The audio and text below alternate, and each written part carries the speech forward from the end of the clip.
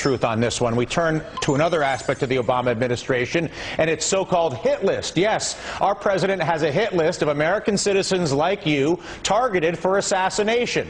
Now, I want you to imagine George W. Bush had a hit list of Americans targeted for assassination. This president does.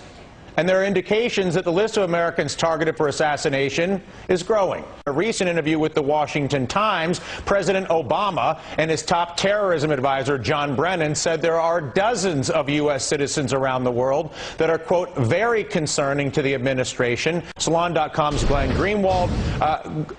Glenn, how do you interpret this? I won't even subject you to a bunch of questions. If you look at this, is this as bad as it appears?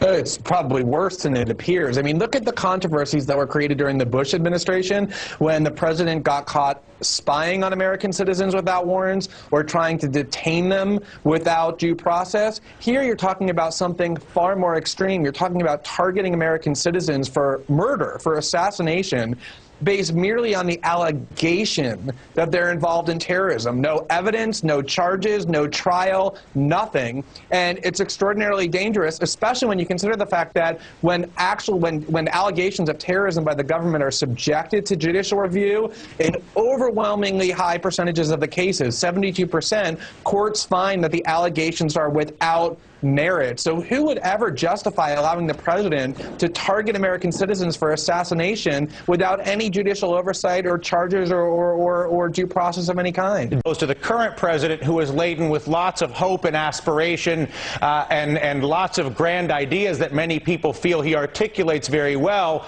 and yet his actions create a massive cognitive dissonance that actually allows him to get away with more than George W. Bush could when it comes to encroachments on civil liberties, facilitating theft from the American people, or potentially calling you or me a terrorist and trying to have us killed.